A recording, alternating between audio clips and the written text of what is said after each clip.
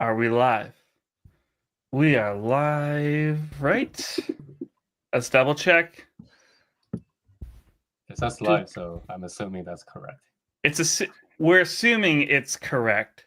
Who Let's knows? have keep the comments going and check all the different socials. If people are here and are watching us live, why don't you go ahead and throw some comments in the into the chat. We are live inside of YouTube and Twitter. Just check. And Twitter. Cool. All right.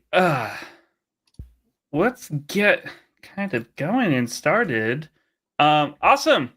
Hello, everyone. I am not Zach, unfortunately. Zach is out, and I'm taking over this NX live session for a very special week that we've been having here.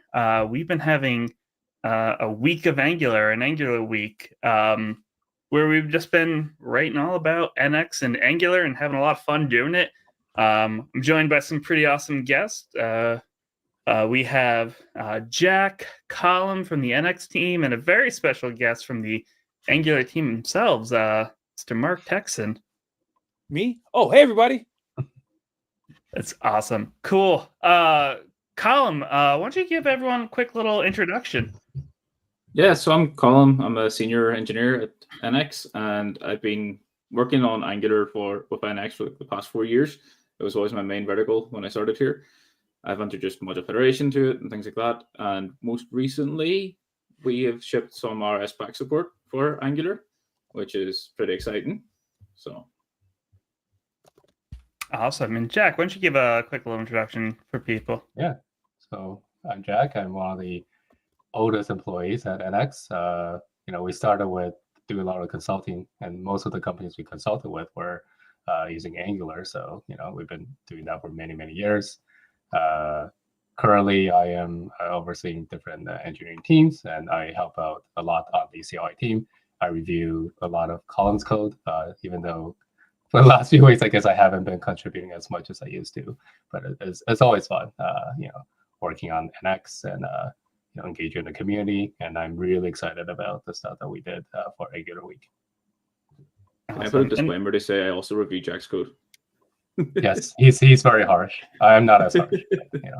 So can we who do we blame for any issues that pop up? Is it just we usually blame someone who's not on the stream? So I would say maybe Jason or we can also blame Yuri because he got sick. We can blame Yuri, and then Yuri in spirit can be here to take the blame. Poor Yuri. We're here to talk about Angular, right? Mark, you are on the Angular team. You do Angular stuff all the time. What's that like? What's that like talking about Angular and actually being part of seeing how everything gets made? For me, it's really special just because my story started with Angular for my front-end engineering career. That was the first framework I ever used was actually Angular. I used libraries like jQuery and stuff.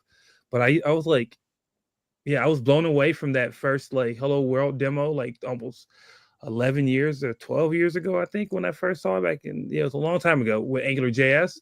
And then, so joining the team, it was really weird because I'm like, hey, I owe a lot of my career to the hard work that you folks put in. And now I'm supposed to be participating in all of this hard work. So it was really exciting. It's really interesting. And I have a lot more empathy for the Angular team than maybe I had when I was a community member. My empathy went through the roof. Definitely remember those days of jQuery throwing together half a dozen libraries and hoping that things kind of worked. And then when it didn't, you're kind of again, who do I blame? I don't have a spiritual Yuri here to blame. I just have myself. But Angular has been having what feels like I think the term is a renaissance, where it feels like just kind of feature after feature after feature came in hot, and everyone was just okay, this isn't the same Angular from 2018, 2016. Feels like a completely different Angular in the best way possible. Good. And it should feel like that because the type of work that we've been doing has really been focused on giving Angular developers what they need and what they've been wanting, right? To build the types of apps that users would absolutely adore, right? Like that's what we've been doing. We've just been like, hey, because so here's what's interesting, right? If you think about it from the point of view of being in a competition, you can never win, right? Because here's how it happens. Somebody's on top for a while, then somebody else becomes on top, and then somebody else becomes on top. Like, because developers love the newest, freshest thing. But you know what you really care about? You care about staying power. And that's what we've been focused on. Like, look, we've been around a long time. We've pioneered. So we've been in front, we've been behind, right? And like now it's like, okay, how do we just be good? We just want to be really good for Angular developers and developers who want to build scalable web apps with confidence. And we have the comment that so far is summarizing it. Shiny objects is what I aim for. Having awesome features and cool things that, are fun, but also building with confidence, building something that is scalable is kind of one of the reasons why I stayed with Angular over migrating to something else, but also kind of what I like about building with Angular is that I understand everything from the ground up, and I have my repeatable patterns. And Jack, maybe you can comment because I know you've been here for quite a while. You know the history of NX, like starting off as a Angular consultancy. Like how has that evolved? Like as Angular's grown and we've still worked with Angular teams, Angular projects.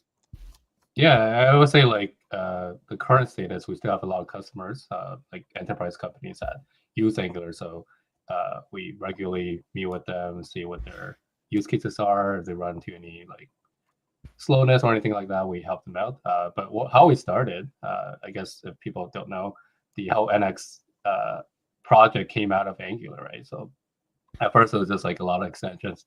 Excuse me. I hope I'm not getting sick too. But anyway, we had a bunch of extensions that kind of make, I guess, developer productivity better.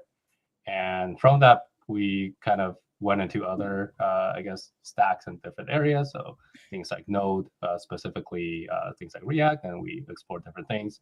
But at the core of it, it still works really well with Angular, and that's kind of been on our radar to make sure, like, when Angular releases, we track that release. We make sure if there are any changes that are required for us to migrate users and stuff. We do all that kind of thing. And I guess the last few years, we shifted the work that we do from being a consulting-based company. But previously, when I joined and a bunch of like the older employees joined, we did like hands-on coding with people, right? So we're not just maintaining NX itself. A lot of NX's features came from the enterprise teams. Like they need certain things. I remember one of the first projects, well, maybe not first, but like one of the projects that I worked on when I was consulting was one of the companies needed to customize how the project graph was constructed. So they needed to do a few things. At that point, like the whole project graph within NX is very, very much encapsulated. You can't do anything to it. So we had to like decompose that whole thing and make it more pluggable. And eventually it led to more and more pluggability of NX. So NX itself, the core is very small, which is our philosophy. It's like we try to keep things simple and just make sure things work. And then we sprinkle on top like some plugins and other things to make it extensible. So you can support things like the Angular framework, whatever else you're using. And we don't have to extend the core to make it work. We just have these kind of plugin systems. So I guess that's kind of a brief how we got here. Happy to go into like way more detail, but it's going to be a very long thing. And I don't think we have time for that. Well, maybe we can confirm this potential. I don't know if this is true or not. It's NX because it was NG extensions. Okay, yes. I mean, don't repeat this to the React folks because I might scare them. But the NX stands for Angular extensions. We kind of like don't advertise it just because the React folks will get angry, but that's where the naming came from. Angry, or will they just be passionate? Which is maybe, I don't know, the best way I think we can describe it. So we have been we come from Angular. Angular is improving. There's a lot of cool features in the Angular space that kind of feel like they just ship after rapid succession. Signals being kind of like the cornerstone feature. Sure. What other features have come out of that work that you might want to talk about? I'll tell you this, to be honest with you. So signals is a major like turning point just because of how it changes the way you can do architecture in Angular, right? Because everybody's been trying to like wrap their head around like state management through RxJS, which is really excellent for asynchronous patterns of like working with like data flows and asynchronous events. But the team, but the community was just like, look, this is what we have. Here's what we're going to use. And then we were just like, look, there just has to be a better way for us to give a better developer experience so people can use RxJS what it's like best for and not have to force it into use cases where it may not be ideal. Right. So like just because we were doing it doesn't mean it was like the most optimal way to use it. So signals have been a really incredible opportunity for us to just redefine the way you do like state management and then some of your architectural choices. Then I think what we're doing around the server-side rendering hydration space in general, I think that's really, really special, especially calling out incremental hydration. Right, like that's like from the future, in my opinion. And call me out if this is wrong, but like the idea that you could take a part of your page that's rendered on the server side and then hydrate only a section of it, delaying the hydration of other parts from when you're ready, whenever you need it, based on your use case. I mean, like that's from the future, right? Because we have hydration where it's like, yeah, render on the server, send it, hydrate, you're on your way. But like now with Angular, you can do like this. Look, render on the server, hydrate this little component because we know the users are going to click on this. If you're like a ticket sell app, right, and you're trying to get your Taylor Swift tickets, you want that buy now button to be like ready immediately before the rest of your infrastructure for that page comes up. Now you can do that, right? That's like from the future. And I love that we're able to create stuff like that right now with Angular. Like we just have like, because we did all that hard work, all that painful work with Ivy, it just opened up the way for us to just start iterating and iterating and iterating, right? And now that's why it's like a watershed moment for us. Like after getting done with Ivy, it's like, okay, watershed moment. We're just going bananas out here. We're just innovating on Angular. And it just makes everything feel like it's going back to Josh's comment. It's all shiny and new, but it is all building on top of previous work and kind of making those nice big changes that are incremental, but also super, super powerful and flexible. But not perfect, right? Like I always want to tell people that we don't think Angular is perfect. We know that there's still more sharp edges to smooth out. There are still more opportunities for us to like improve the framework, but it doesn't change the fact that what we have shipped so far is really, really good.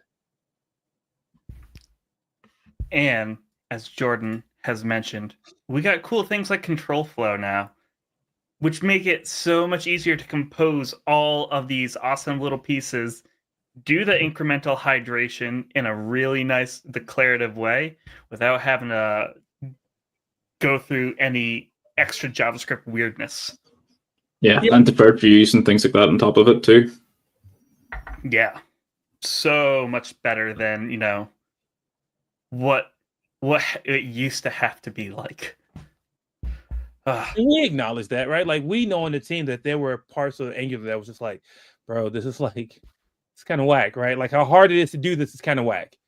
And so now we're just improving, right? And I know I'm saying it with so much positive energy. I'm so hype about it, blah, blah, like, oh my God, of course, he's in Denver. He's going to talk about it.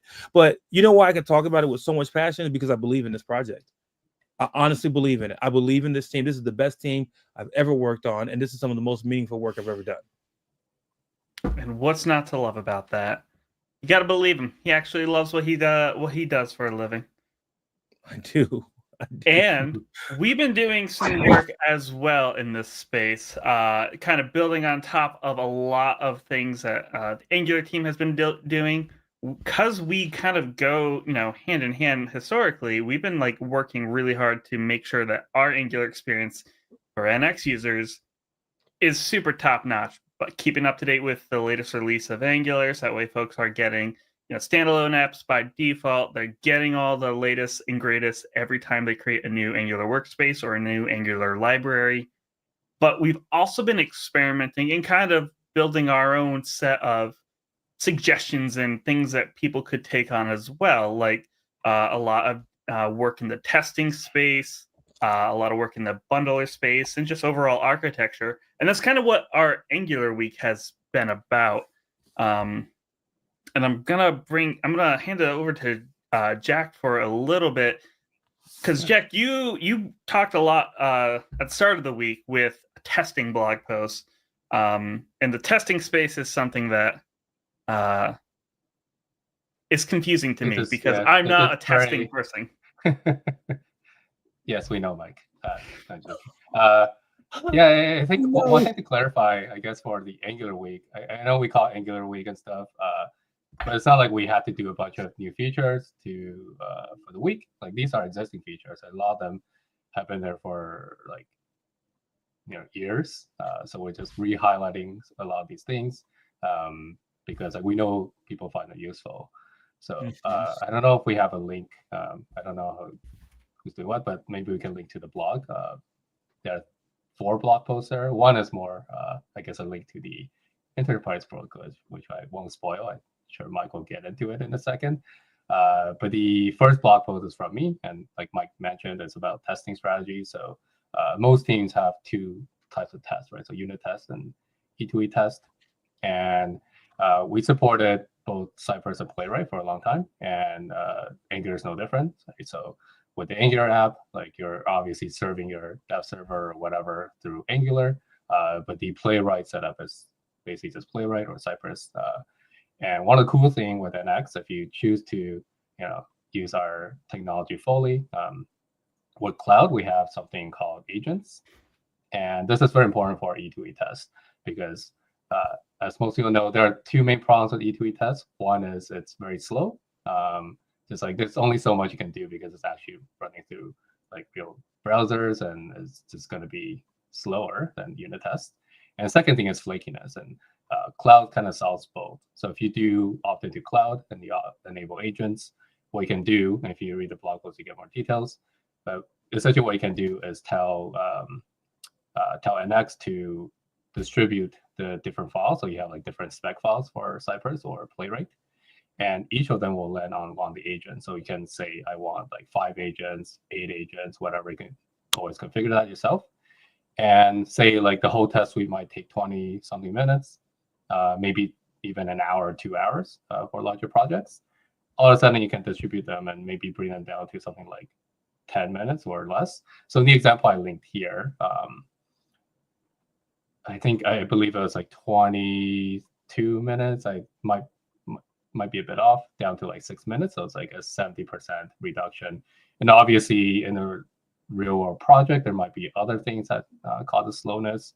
But if you can kind of break down your files and make sure the slowest file doesn't take more than 10 minutes, and in theory, your whole like E2E CI shouldn't take more than 10 minutes, right? So that's really powerful, really cool. And then the flakiness, it's also helped by cloud because the agents can always rerun anything it detects as a flaky thing. So we automatically will say like, hey, this test used to pass and the inputs to it didn't change. So now that it failed, maybe I should retry it, right? And you can also mark any failure you see as flaky. If the automatic one doesn't pick it up, and you can say like, hey, I want to retry this. You can mark something as flaky.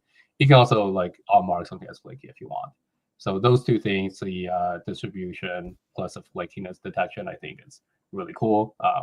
It allows you to have faster CI and also more robust CI, right? So that's the first part I focused on. I think that's probably the most exciting thing in the blog post. But I also cover a bit on VTest and Jest and how NX helps with setting those tools up. Particular VTest, I think a lot of people, if they're already using Vite on some projects in the mono repo, they've been asking, like, if I want to use VTest, like, how do I set it up? And a lot of this work comes from Brandon, who runs the Analog project. So again, shout out to Brandon. But it's pretty cool. Like, you can actually just run it. And if you're not doing anything crazy with your Jest or Karma specs, whatever, maybe you don't even need to touch your code or your spec files too much, but obviously depends on what you use. But in the example here, there's a generator that we have that can set up the vtest project for you, generate all the configuration, and then you should be able to just run the test suite via vt or vtest. So this is pretty nice because like you technically don't need to adopt like a full monorepo setup to be able to take advantage of this, correct, Jack? yeah, that's correct. And these are all kind of tested with the default Angular CLI project. So there you see like ng new my app. Funny story, I actually still type ng instead of nx sometimes because I get confused working the two things. But anyway, so you start with the Angular CLI project, and you can kind of sprinkle on. Like I mentioned before, our philosophy is like we try to do a lot of things to make the DS good, but we also want to make sure NX itself, at least the core, is very small. We don't have to like touch a bunch of different things for it to work. So you can just start small if you want, but if you are bought into it, you want to go to a more fuller setup, I also cover at the end of the blog post like how you could onboard NX into your Angular CLI project. Which is awesome. And for folks who might be curious, we'll drop a link to the sample project. The sample project is also linked inside of the blog post, so no need to feel like you click that link right now. But this is the whole entire setup for doing vtest and using Playwright as your testing framework. Definitely check it out, and you can even see some of the configuration that we have set up for doing the automatic test splitting or atomization on the cloud side of things. So pretty awesome. That was our first blog post, which I thought was a great way to start off the entire week because it's testing. It's a super important part of building and maintaining an app. The next one was kind of a unique one that I think Yuri would be here to talk about it. Let's do this. So Yuri is here to talk about the next article, and that is architecting Angular apps. I won't say camera off. I won't sully Yuri's good name with me trying to describe his work.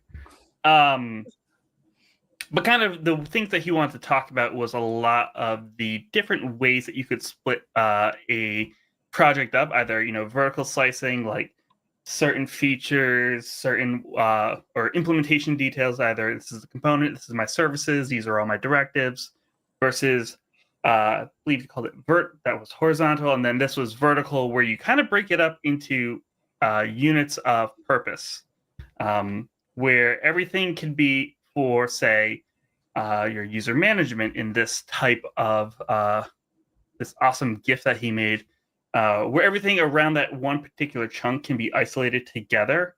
And then as you architect and build out your app, you have a better time understanding what is impacting certain features, because if you need to adjust something inside of the user management side of it, you just go to the directory that says user management, versus having to jump around to services / user management data store and components / user services. It's just cleaner and easier to understand, and it helps onboarding as well. I'm not going to spend too much time on this because, one, Yuri's post on it is far better than I could explain. And we'll drop the link for that inside of chat as well. But Colin is here. I can chime in a bit too. Like a lot of this came from our consulting work, right? We talked to many people, and when you're in a monorepo with like over 1,000 projects, it's very hard to kind of get a sense of where things are, which files are belonging to which team. So a lot of it is helping like these large enterprise teams kind of make sense of their repo and also do things in a safe way. And I think he starts with like not even a monorepo, right? You can easily do it just within folders, but like as you go to monorepo and create stronger boundaries, there are some nice properties you can apply on top. So kind of prevent people from creating all these like circuit dependencies, spaghetti code kind of thing that are hard to reason about. So it's very useful. People have asked for stuff like this for a long time. I think we used to feature more prominently even on the nx.dev site, but because it's not technically nx specific, we try not to give advice as much or be too opinionated on how people should be doing it, because like you can do it however you want with nx, but we find like with enterprise teams, like things like this are really, really helpful. Yeah, especially when you add in tooling like code owners and things like that you can set that up better when you've got this kind of separation between verticals and things, so you can make sure that the SMEs are the ones that are being tagged for reviews on certain areas based on the structure. So it's really helpful for enterprises. Yeah, earlier on, I was scrolling up and I stayed hovered on it. Yuri did start off with just like a regular standalone project. There was no setup for doing monorepo. So all of this can be done and applied without even adopting NX, as you both have said. And you reap the benefits of having a cleaner and more logical project structure. Again, check it out. It's a really awesome article. Where am I? Why did my am I at the bottom? You're right here with us, Mike. Well, that's a great place to be. Here we go. I'm scrolling around too much and I lost place. The next one, though, we have Rspack. And this is one I know, Colum, you have been just working super hard at making this a reality. So yeah, this is my passion project. Walk us through this. Yeah, so I need to give a disclaimer. There are some limitations with the support right now and some missing features, but those are still things that we want to get done and support. But we recognized over the past year, 2 years, that there are people, especially in enterprise organizations, that are stuck with using Webpack with Angular. And although ESBuild brings so many great features and such big speed improvements, there are some people that just can't migrate off Webpack for multiple different reasons. And they still want some kind of speed improvement because they're seeing their CI time slow down, their productivity locally is slower than what they would like. And Rspack came out 3 or 4 years ago now, and it seemed like the solution because it was supposed to be a drop-in replacement for Webpack. But it was never quite as simple as that because some of the underlying hooks APIs and some of the implementations of certain hooks were slightly different. And because of that, it was never really possible just to drop Rspack in instead of Webpack to build Angular applications. So since September last year, I've been working away trying to make sure and trying to get Angular or Rspack to build Angular applications. And to do it, it meant sort of building from the ground up and you leaning on a lot of the abstractions that Angular have built for their ESBuild solution. And because of that, we now are able to we have released, like NX Angular Rspack, which is our implementation for building Angular applications with Rspack, and we have a nice little generator which should be able to convert your Angular Webpack applications over to use the Rspack, and you should see up to and potentially more than 50% build speed improvements. So a lot of what we were seeing was at least 50% improvements in build speed. Yeah, I think this benchmark right here was something that was kind of impressive to see. Like, I thought Webpack at the time was super fast and super like great, and not to be throwing shade at Webpack, but these build speeds, by just changing like the builder, Rspack and ESBuild are basically comparable. And the fact that Rspack is a drop-in replacement for Webpack for the most part. Drop-in replacement, yeah. Almost drop-in replacement. I'll make that clear. It's an almost drop-in replacement, and you get that significant of a build improvement is ridiculous to me. Yeah, and it's not even just build time, but in terms of like general like machine resources, in terms of memory management and things like that, it does a lot better job of managing memory when it's actually compiling and bundling. So you're not having to set up node options to provide like 16 gigabits of RAM to your CI machine. It can be less than that. The having to adjust actual VM implementations in CI. Did you say you had a demo that you want to show off of this? Yes. So if I Get your share screen my- shared. Yes. Let's go with the demo. Okay. That's bold. Last time I tried to do a live demo, it was Yeah, this not could go great. horribly wrong. So But bear with me. Where is the fun in a demo going perfectly right? Last week. Well, last time I tried to demoing, share anything on StreamYard didn't share anything at all. And yeah, so I was demoing defer and incremental hydration with HMR enabled in Angular, and HMR was eagerly loading all of my modules. And so you never saw the delay. And so I spent like 35 minutes trying to prove to everybody that I wasn't lying, that you really could like see the bundle come in later. So people love it though. So Colin, whatever happens, we're gonna have a good time. yeah. So our NX examples repo. Hold on, can you see my screen? Because I can't see anything bar Yes. my screen right now. Yeah. Okay. So our NX examples repo that we have, which shows off some of the features of Angular and has this products project in it, which is an Angular application, and it uses Webpack. And you can see here with our NX console project detail view, we can see we've got our build targets, our serve targets, and things like that. But I do want to show off really quickly. Like this is still using Webpack. So if I was to build the products application, we can see that the actual Webpack build itself is noticeably taking some time. And it reports that it took about 7.5 seconds to actually build, 10 seconds for the overall operation to complete. Okay, Colin, can I ask a really basic question before you continue? Yep. What is that UI you're showing on the other side? Over here is our NX console has a feature called our product detail view. Wait, So this is like a- what window is this in? Is that in like VS Code or something, or this is all your software?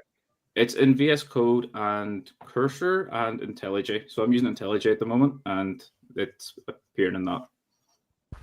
Well, that looks incredible. extension. You all are like you all are too magical. This looks incredible. Yeah, we can see like the options that get passed on to that property and inputs, outputs, configurations, and things like that, all on this one view. It is quite nice. Yeah, Yeah. This is fantastic. Okay, continue. Thank you for explaining that to me. Yeah, no problem. So we have this convert to Rspack generator.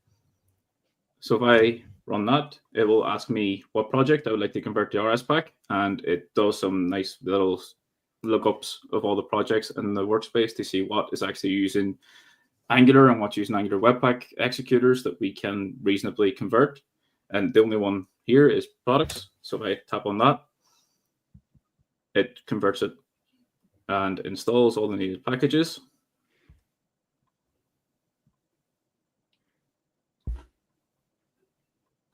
Which doesn't take very long at all. And if I just refresh this, hopefully it doesn't crash. We can see that this is all now being updated, this product detail view, and we can see that our build has changed to just being a CLI command of Rspack build. Our serve is Rspack serve. And that's because the generator has come in and added this Rspack config file. And then here we've got this called the create config with our options, which are pretty similar to what you would expect on like the angular.json or project.json for the builder. It's got an output path, our index, our browser, our polyfills, things like that. Our configurations are down here with production.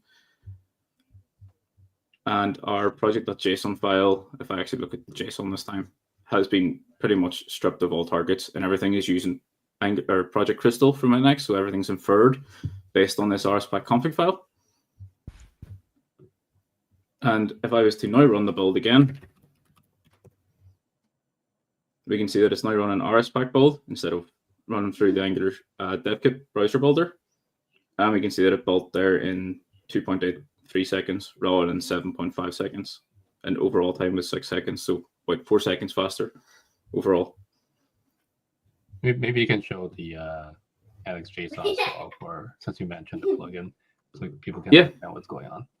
So the NX.json has this plugins property, which takes an array of NX plugins, which use the create nodes API that we have, and we can see that the NX Rspack plugin was added with some options for how you name your targets that you can run. So if I drag this over here, just so we can see it, if I was to update the build target name to build Rspack and save that, we can see that this build target name was updated from build to build Rspack. So it just gives you a little bit of a way to customize what your actual target names are called.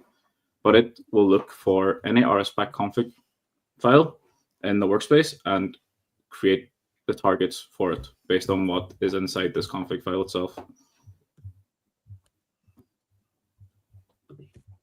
That is ridiculously cool. But yeah, so one command to generate the new config and migrate everything over to Rspack. If I just get rid of the split screen again so we can actually see. And all your options are pretty much the same. They're all still there. And just literally calls create config from this package, NX Angular Rspack. And we can build and save. So from 7.5 seconds to 2.83 seconds. All by just running one command.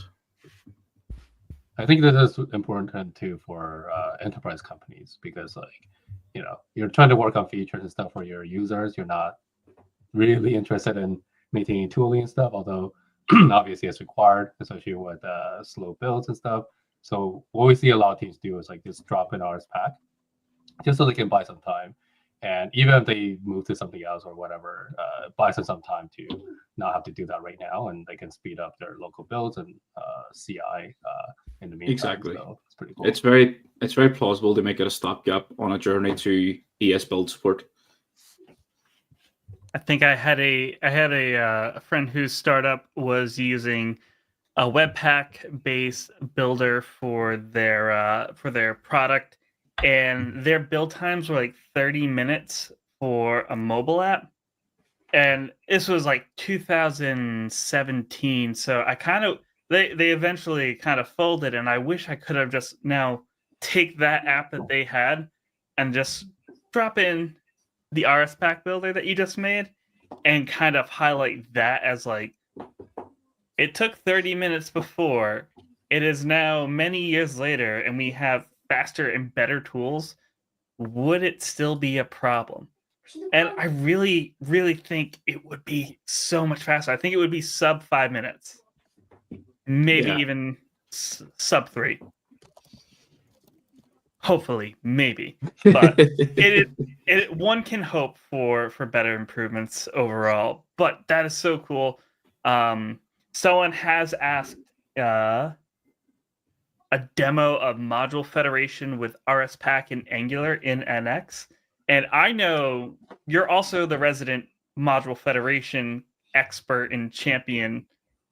Do you have a demo of Rspack, Module Federation, and NX all at the same time? I would love to say yes, but I don't, unfortunately. But we can schedule another live stream where I could show it off. That would be cool. That would be cool. You're gonna say I would love to say yes, and I will say yes. So here it is. I could try to put something together really quickly, but I don't know. We could just post like a picture of of a dog kind of standing at the window saying soon. Or what's that, like super dramatic husky soon gif or gif? I would say I have seen stuff from Colin. It looks pretty cool. And just review stuff as PRs. There's a lot of cool stuff coming down. I guess we don't have to do a demo now, but like a lot of the cleaning up the setup by crystallizing. I guess for people on the stream who don't know what we mean by crystallizing or crystal plugins, it's basically what Colin showed previously with the NX.json. You can register certain plugins. We kind of think of it like if you have an editor like VS Code, it's useful by default, right? You install it and no extensions, already pretty good. But once you add extensions, you get a lot more power. So that's the same with our new plugins. It's you have the X core itself, which is very simple, very small footprint. But as you know you are using Angular or VTest or Playwright, you can sprinkle in these plugins that will enable more power, and they can automatically infer your setup for you, so you don't have to configure it. You can still create the project JSON or whatever and configure things yourself if you want, but this is another option to get started very quickly and not have to spend a whole day trying to figure out how to configure your projects. So all this stuff with Rspack, Rsbuild, Module Federation. You saw some pretty cool stuff recently, so I'll say stay tuned. Yeah, I will say I have already tried Angular with Rspack with Module Federation using our Crystal setup, and it is pretty sweet. I just don't have a nice demo that I can show off right now. So let's throw some CSS on it, call it a day, and it'll be great. Yeah, there were some changes made very recently. There were some changes made very recently to the Rspack Crystal plugin for Module Federation. So I would rather have those and then available in that demo. Well, we'll make sure that you have your time to update any demos, and then we will have you back on the stream to show it off, preferably at an earlier time. That is good for you. I mean, now with Cursor, you can generate a beautiful UI super quickly, right? So yeah. Generate an e-commerce site that uses Module Federation. Boom. There you go. Well, maybe the backend will be a bit trickier, but we'll see. I don't know. These tools are getting very, very good at just developing more and more of the stack, man. I've seen some demos recently of tools that are just do this and include database access, and it kind of sets links up up Superbase. Yeah. I've seen ones that link up Superbase. Wow. It's from the prompt, it also includes that. See, that's why I think it prompts again for an API key or something like that, but then beyond that, then it just configures it all. Oh, that agentic behavior, right? Because it has a plan and a goal, and then it's I need more information to accomplish this goal. How fantastic. Yeah. Man, I'm going to be out of the job. I know, I gotta say. I was even asking to populate some tests and some test data. And at one point, after it went through 10 iterations, it's you know what? Let me make a script for you. So I wrote a shell script. And I'm I need to run on Windows too. So can you rewrite it into a node script so I can run it? And it just did it. And it's pretty cool. It's very smart. But look how cool that is for you in terms of being able to get your work done versus thinking of it from the point of view of I'm going to be replaced, right? That's one point of view that people are kind of adopting. But the other point of view of look at how much time you didn't have to spend looking at the differences between Linux shell, or Linux shells in plural, and the nuances with PowerShell versus Windows regular command line prompt, right? You just spend any time because you knew what you wanted to happen, right? You knew what the end goal was. You have a clear understanding as a senior staff, probably principal. I don't know what your title is. It's probably supreme principal engineer, right? But you know what to do, which is why these tools are so powerful in your hands. You know what I mean? And that's the way I'm choosing to look at it in general, right? What can I accomplish now that I have these power tools in my hands that can do even more, like bionic extensions almost. Anyway, we don't talk about AI. I was just saying, just as we were thinking about that, I was just so fascinated by this whole thing. If we didn't talk about AI, it'd feel like a missed opportunity here in the live stream. We have to mention AI at least once. Well, let's get back to the Angular week, and we did this yesterday. We released a updated book that I didn't know we wrote in 2018, and Angular of 2018 is a very different Angular than the Angular we have today. So I went through, I rewrote basically a good chunk of the book to update it for the latest changes in Angular, to talk about the latest ways of doing things in Angular with NX and how we can help you. And it is available if you would like to check it out. It is literally a free book. Just enter in the email and we'll send you the PDF for it. It's got a really cool building block and pattern kind of puzzle piece for a cover, and I worked really hard on it. And I would appreciate it if you gave it a download. It would be there great. an EPUB, Mike, for this? There is an EPUB. You know why I asked that? Because I use Google Books to read, and we have a feature in Google Books that if you annotate the book, it annotates it into a Google Doc that you can go back and look at all your annotations. But it works really well with EPUBs. So that's why I asked, because I'm going to read your book. I love reading Angular books. I love reading whatever people write. That is just a thing that I do for fun. Like, sit on the couch, I'm like, okay, there are 10 Angular books this week. How many of these can I read? Probably one, right? But I try to read as many as I can. And so I'm looking forward to reading this. Yay. I did share a sneak peek with a couple of folks. Josh Van Allen, for once, he gave a quick little review, and he was a huge fan of it, said it was some great content. It had some pretty good feedback, so I am happy. And honestly, we can thank a certain Lance Finney. Where are you, Lance? Lance Finney, new Angular GDE? Lance Finney? Lance Finney, new Angular GDE. He and I were talking in January, and he was like, hey, are you guys ever going to update that book?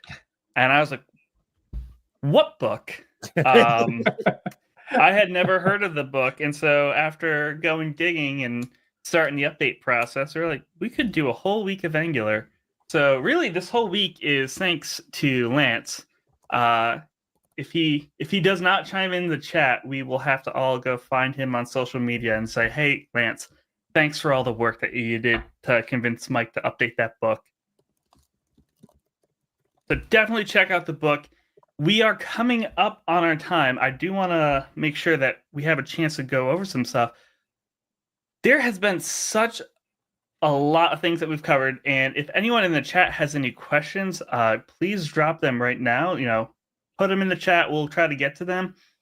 But we did have one question come in that I think is a pretty good one, and it's something that we've talked about quite a bit internally. Going from a library that is buildable to non-buildable. How do we do that?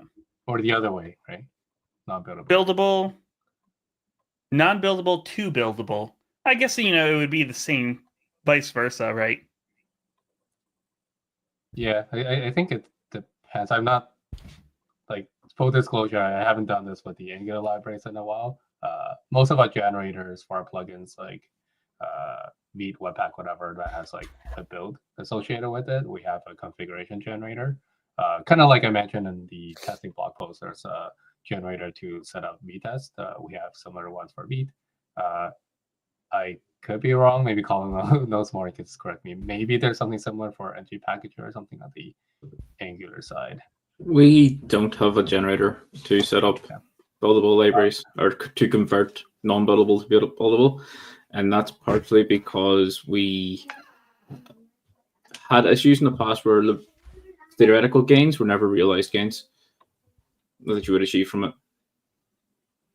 Yeah, I guess the other way to maybe circumvent the question a bit, like a lot of teams that reach out to us to ask about buildable in the context of incremental builds is to speed up their pipelines. Like their build is slow, so maybe if they pre-build a library beforehand, they don't have to do that whole linking mess during the Webpack build. We work with different teams on it, and I think the benefit from it varies. Sometimes it's actually slower, so I wouldn't reach for that out of the box. Something like ESBuild, Rspack, and other more modern bundlers, I think, are the easier way to speed up your build if you go that route rather than go for incremental. Awesome. So hopefully, Jordan, that answers your question a little bit. Nothing at the moment, but definitely check out the NG Packager documentation on GitHub to see about setting that all up for your library if you even need it. Eric, who has commented a bunch already in the stream, he loves NX because of Angular, and I think that's just great. I also love Angular. And I do love NX. So I'll say from my side, one of the things that was really surprising for me is I think that before I went to one of the NX events in New York, I think that's the one where the last one I went to an NX Enterprise event. Then I got to see just what you all are doing at like a big scale, right? Not only in the like workspace, but like the cloud stuff, like infrastructure stuff. It was mind-blowing how expansive and robust the offering is for NX and just Narwhal in general. So like it's really rad stuff that you all are doing. So I'm glad that people are showing you all the love that you deserve, because you all do fantastic work and you're really just an amazing thing. I've actually seen quite commonly in the Angular community that people are like, oh yeah, I build my projects with NX, right? Like that's a pretty common pattern that we see. So I think it's well deserved that you all get so much like love because you all create really incredible products. So good for you. I don't know why I said all that. I think I just want to share my love for you all in a way that is not me saying like a endorsement or promotion legally, but say that I do appreciate all the hard work you all are doing. I think it's important to point out that like a lot of the stuff that we do is to fill like the need that exists in the community. Like Sure. Angular can't do everything, and the team shouldn't have to do everything because the ecosystem evolves constantly, and if you can provide enough good building blocks that the community can kind of fill the gaps where needed, it makes everything better for everybody. And you can focus on building a great framework, which is what you should be doing. And we can focus on providing value to large enterprises, people who want mono repos, and kind of everything in between, and adding experimental support for, say, whatever new build tool comes out in 3 weeks. Because eventually there will be a new build tool, and we can kind of prototype in. If it ends up being great, that's cool. If it ends up being a passing fad, no worries. Right. Y'all didn't rewrite your entire engine to support this one thing, and then it turns out it didn't really actually solve anything. So that's one thing I think on the team that we've worked really hard at over the last because I can only speak for which is going to be 5 years. Mike, can you believe that? 5 years ago is when I joined the team in June. It'll be 5 whole years. But I think that from the beginning, we had some different philosophies. But in the last 5 years, we focused really hard on like, okay, let's do what we're really good at, and then leave space for other people to solve problems where they see the need. Bring your unique solution, bring your unique ideas, because we don't know everything, right? And we shouldn't be expected to. But I think that like leaving that space, to leave the building blocks, to leave the room for experimentation, pluggable, like infrastructure, stuff like that. I think that's us working at our best because we get to collaborate in a different way with the community that way.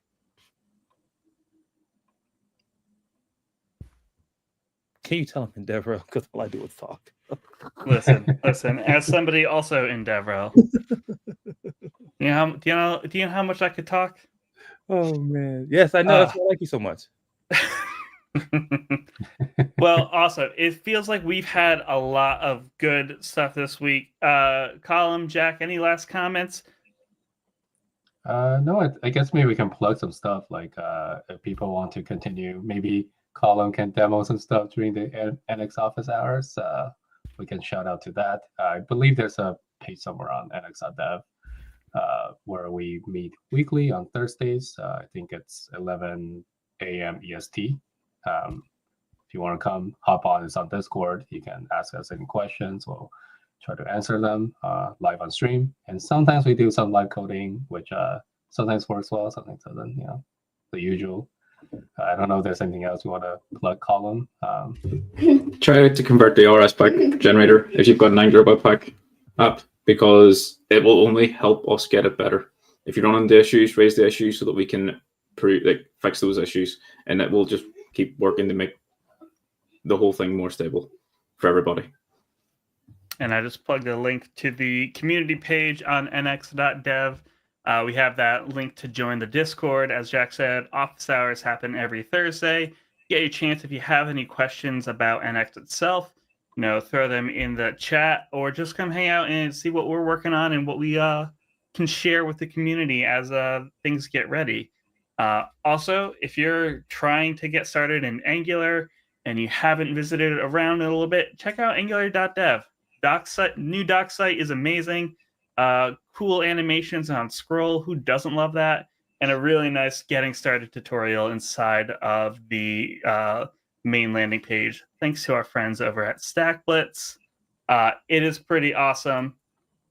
Get started with Angular. Try it out. Get started with NX. What's even better than that?